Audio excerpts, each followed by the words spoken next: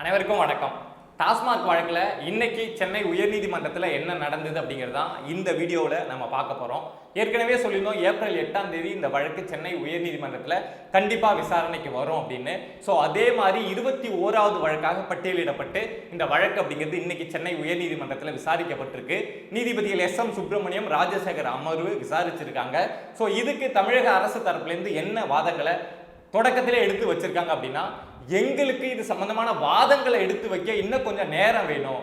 ஏன் அப்படின்னா இந்த வழக்கை உச்சநீதிமன்றத்துக்கு மாற்ற சொல்லி நாங்கள் உச்சநீதிமன்றத்தில் ஒரு பெட்டிஷன் போட்டிருக்கோம். ஸோ அந்த பெட்டிஷன் இன்னைக்கு இன்னும் கொஞ்ச நேரத்தில் உச்சநீதிமன்றத்தில் விசாரணைக்கு வர இருக்கு. ஸோ அங்கே என்ன நடக்குது அப்படிங்கிறத பார்த்துட்டு அதுக்கப்புறம் இங்கே இந்த விசாரணையை நடத்திக்கலாம் அப்படின்னு சொல்லிட்டு நீதிபதிகள் கிட்ட தமிழக அரசு தரப்புலேருந்து வழக்கறிஞர் வந்து இந்த கோரிக்கையை வச்சிருக்காரு.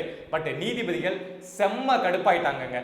ஏன்னா இந்த வழக்கு சம்பந்தமா நீங்க உச்சநீதிமன்றம் போகிறது அப்படின்னா போன அமர்விலேயே உயர்நீதிமன்ற அமர்வுல வந்து நீங்க சொல்லி இருக்கலாம். அப்படி இல்லையா, அதுக்கு இடைப்பட்ட காலத்துல தான் நீங்க உச்சநீதிமன்றம் போயிருந்தீங்க அப்படின்னா இன்னைக்கு காலையிலேயே வந்து வழக்கறிஞர் சொல்லி இருக்கலாம்ல, இன்னைக்கு இந்த வழக்கு உயர்நீதிமன்றத்துல பட்டியலிடப்பட போகுது அப்படின்னு வழக்கறிஞருக்கு தெரியும். அப்படிங்கிறப்போ இன்னைக்கு காலையிலேயே வந்து சொல்லி இருக்கலாம்ல. இதை மாதிரி தமிழக அரசு தரப்பு செய்யறது அப்படிங்கிறது உயர்நீதிமன்றத்தை தமிழக அரசு இழிவுபடுத்தும் செயல் அப்படின்னு நீதிபதிகள் ஒரு பெரிய கண்டனத்தை தெரிவிச்சிருக்காங்க. குறைந்தபட்சம் நீதிமன்றத்துக்காவது தமிழ்நாடு அரசு வந்து நேர்மையா இருக்கணும் அப்படின்னு சொல்லியிருக்காங்க. இது போக தமிழ்நாடு அரசு வந்து இந்த டாஸ்மாக் சம்பந்தமா இந்த வழக்கை வந்து உயர்நீதிமன்றத்துக்கு கொண்டு வந்தது பொது நலனுக்காகவா இல்ல டாஸ்மாக்ல இந்த ஊழல் செஞ்ச உயர் அதிகாரிகளை காப்பாற்றுவதற்காகவா அப்படிங்கிற கேள்வியும் கேட்டிருக்காங்க. ஸோ அதுக்கு தமிழ்நாடு அரசு சைட்லேருந்து இல்லை, நாங்கள் மாநில உரிமைக்காக தான் இந்த வழக்கை இங்கே கொண்டு வந்திருக்கோம். ஸோ இங்கே நிறைய பிரச்சனை இருக்கிறதுனால தான் இந்த வழக்கை வந்து நாங்கள் உச்சநீதிமன்றத்துக்கு மாற்ற கேட்டு அங்கே ஒரு பெட்டிஷன் போட்டிருக்கோம் அப்படின்லாம் சொல்லியிருக்காங்க. பட் கடைசியாக நீதிபதிகள் நாங்கள் உச்சநீதிமன்றத்தில் இந்த வழக்கு இன்னும் கொஞ்சம் நேரத்தில் லிஸ்ட் ஆகுதா இல்லையா அப்படின்னு பார்ப்போம். இல்லை உச்சநீதிமன்றம் ஏதாவது உத்தரவு ஆல்ரெடி போட்டிருக்காங்களா, அதாவது உயர்நீதிமன்றத்தில் இந்த வழக்கை விசாரிக்க கூடாதுன்னு அப்படின்னு ஏதாவது உத்தரவு போட்டிருந்தா அதை காமிங்க. அப்படி இல்லைல்ல, அப்படி இல்லைங்கிறப்போ இன்னும் கொஞ்சம் நேரம் வெயிட் பண்ணி பார்ப்போம். லஞ்ச் முடிஞ்சு வர வரைக்கும் வெயிட் பண்ணி பார்ப்போம்.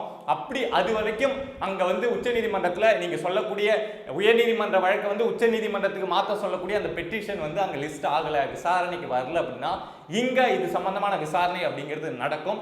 நீங்க உங்களுடைய வாதங்களை எடுத்து வைக்கணும் அப்படின்னு சொல்லிட்டு நீதிபதிகள் தமிழக அரசு தரப்பை பார்த்து ஒரு கோபத்தோட ஒரு கண்டனத்தோட சொல்லியிருக்காங்க. கிட்டத்தட்ட தமிழக அரசு உயர்நீதிமன்றத்தை இழிவுபடுத்திடுச்சு இந்த விஷயத்துல அப்படின்னு நீதிபதிகள் வந்து ரொம்ப கோபமா பேசியிருக்காங்க.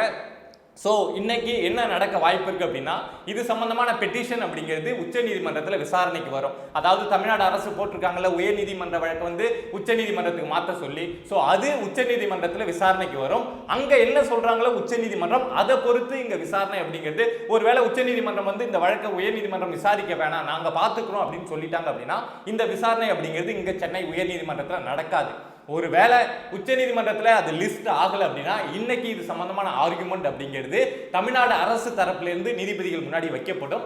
நாளைக்கு இடி தரப்பு வந்து இந்த வழக்கு சம்பந்தமான வாதகங்களை இங்க சென்னை உயர்நீதிமன்றத்தில் நீதிபதிகள் முன்னாடி வைப்பாங்க.